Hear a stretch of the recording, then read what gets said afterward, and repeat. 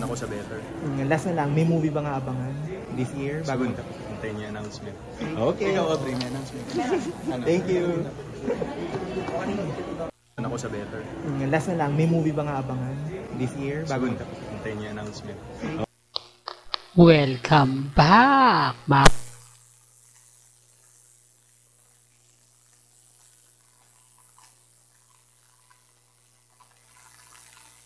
panibagong mga kaganapan po sa social media. Ito yung ebidensya na naman po, mga kaaldab, at resibo po na magpapatunay po, mga kaaldab, na totoo at may pelikula nga pong gagawin ang Aldab.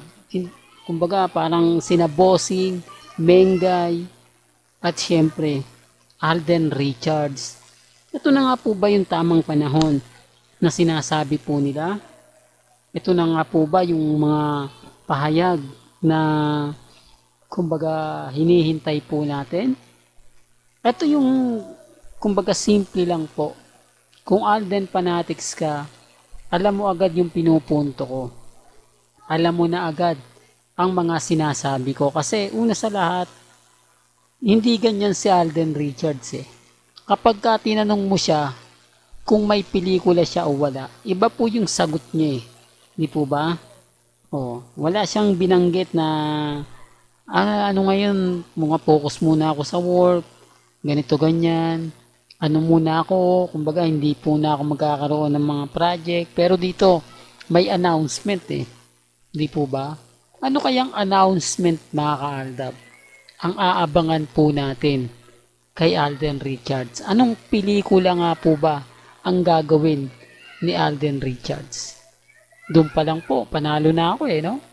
Doon pa lang po, masasabi nyo na kumbaga, si Mr. Destiny, di po ba? Waging-wagi na.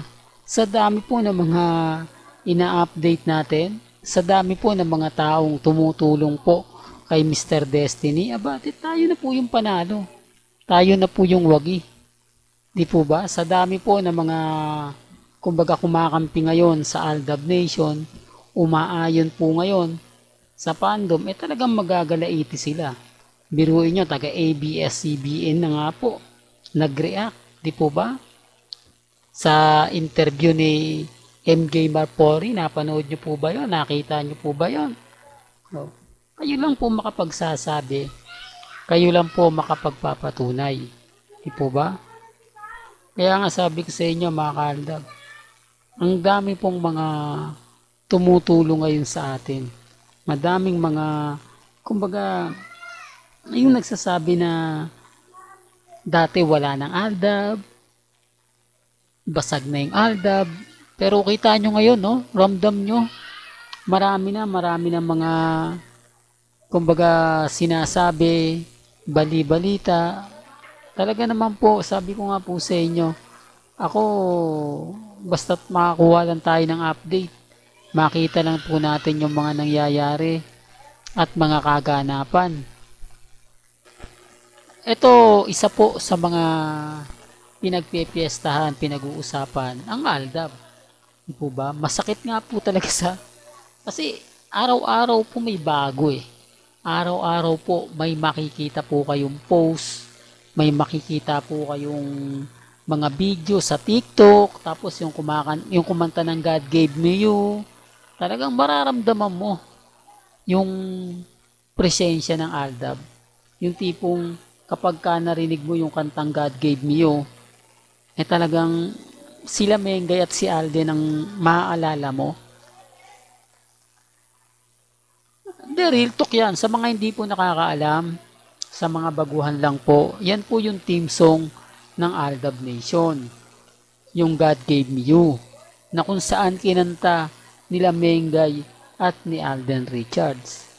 Bagamat marami pong kwento, maraming mga sinasabing ganito, sinasabing ganon, na wala naman po talaga silang kumbaga makitang hindi maganda. Kaya nga sabi ko sa inyo, ang dami nga puro photos na kumakalat ngayon, pabor na pabor po sa atin.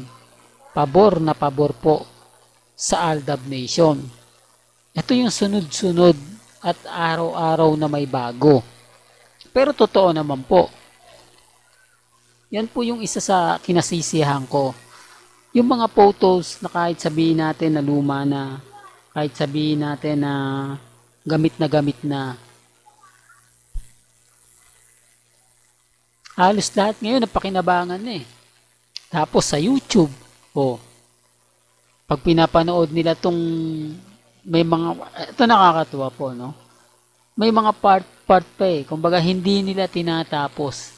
Hindi nila, kumbaga, tinutuloy-tuloy. Binibitin-bitin nila. Para saan? Yan ang sinasabi kong Aldab movie. Marami namang magre-react nito, ha? Alam ko, babahain na naman tayo ng pangungutya, pangiinsulto. Pero tanggap ko na yan. Di po ba? Gusto ko lang ipabatid sa inyo, sa mga viewers ko, sa mga baguhan. Ganyan po nila banatan si Mr. Destiny. Yung tipong hahanapan ako ng butas para lang po may mampambasag sa akin. Yan ang galawang hindi talaga maganda at hindi kaaya-aya.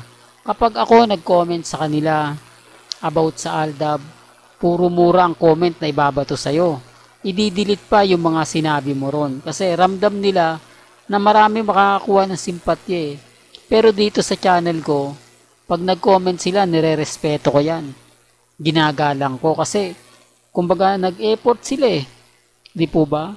Mabasa man po yan ng ibang Aldab Nation. Mabasa man yan ng mga taong nag-aalinlangan.